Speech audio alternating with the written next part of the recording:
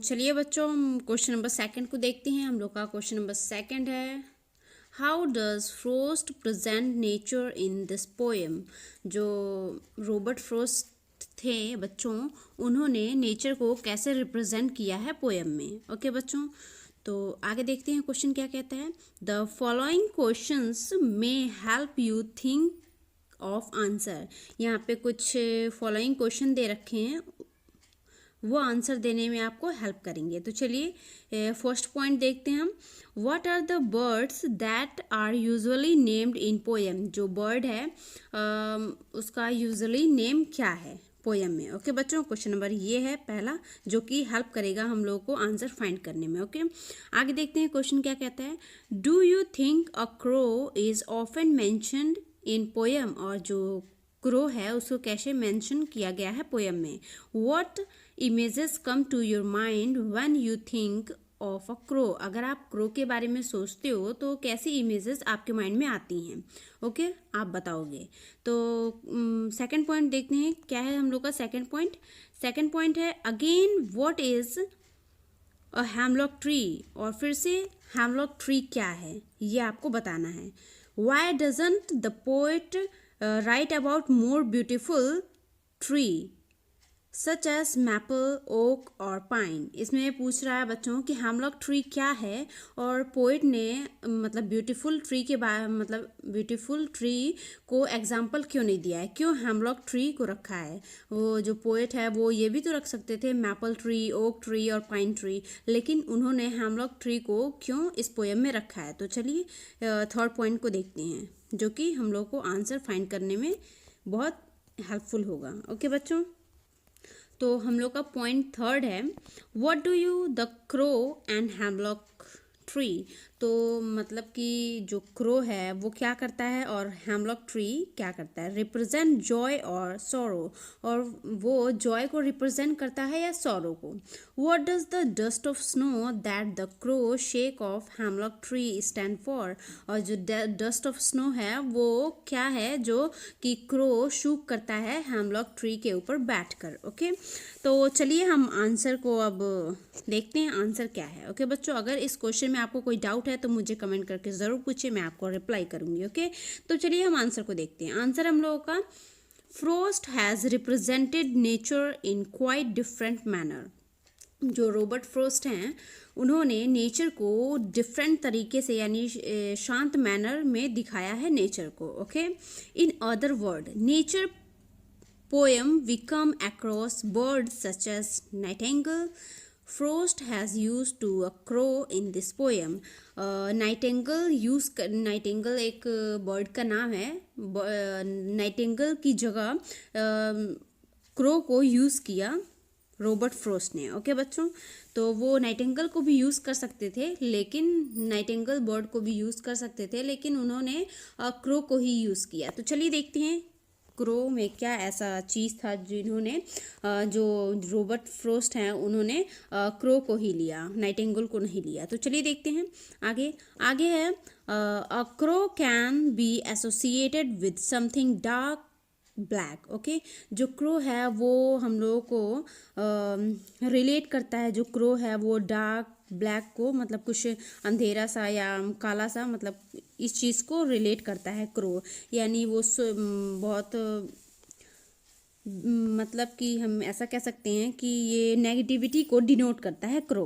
Okay, और जो poet थे वो बहुत सैड थे यानी सॉरो में थे, तो इन्होंने सैडनेस को रिप्रेजेंट करने के लिए उन्होंने क्रो का यूज़ किया है। तो चलिए आगे देखते हैं और आंसर।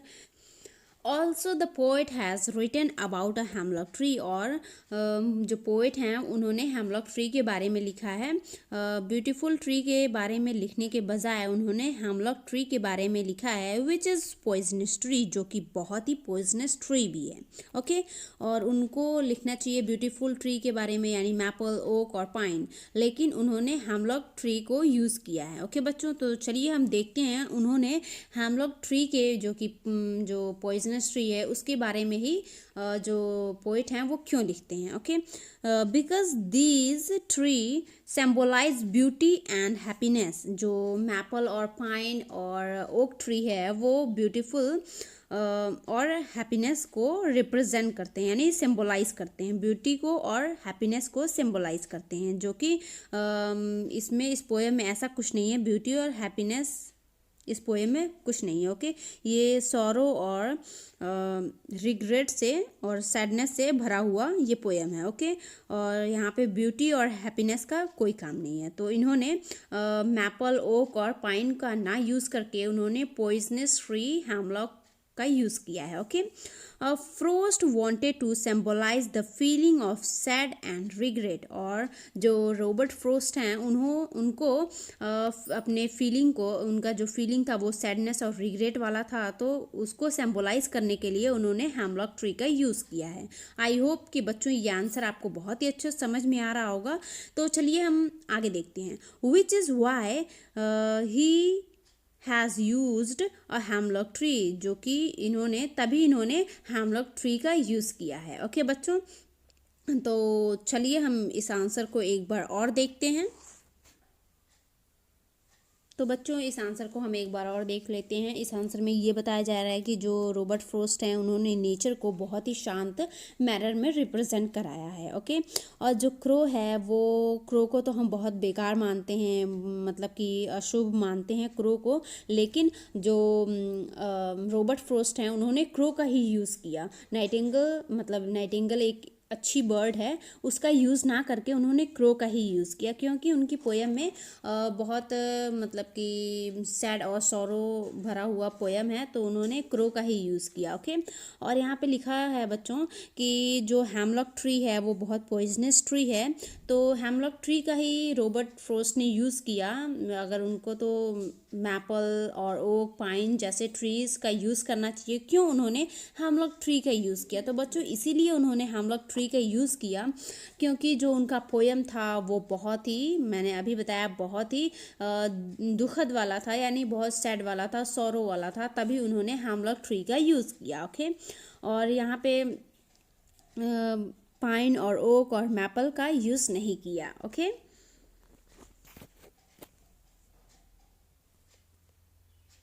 तो चलिए हम आगे देखते हैं।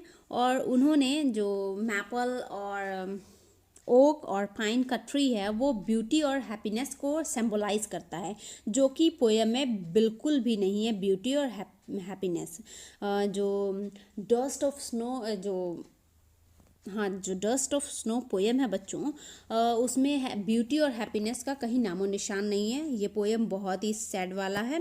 ओके, तभी इन्होंने मैपल, ओक और पाइन का यूज़ ना करके उन्होंने हेमलॉक ट्री का यूज़ किया, जो कि बहुत ही पॉइजनस ट्री है। Okay, Frost wanted to symbolise feeling of sadness and regret. और जो रॉबर्ट फ्रोस्ट हैं उनको वो चाहते थे मैं अपने फीलिंग को, जो सैड वाला मेरा फीलिंग है और रिग्रेट वाला है, उसको मैं सिंबलाइज करूं, तभी उन्होंने हेमलॉक ट्री का यूज़ किया। आई होप बच्चों आपको ये आंसर बहुत ही अच्छे समझ में आया होगा। अगर कोई डाउट है तो मुझे कमेंट करके ज़रूर पूछें। तो फिर मिलते हैं एक नेक्स्ट क्वेश्चन के साथ, तब तक के लिए कीप लर्निंग, बी कनेक्टेड और देखते रहिए टुडेज डॉन एजुकेशन।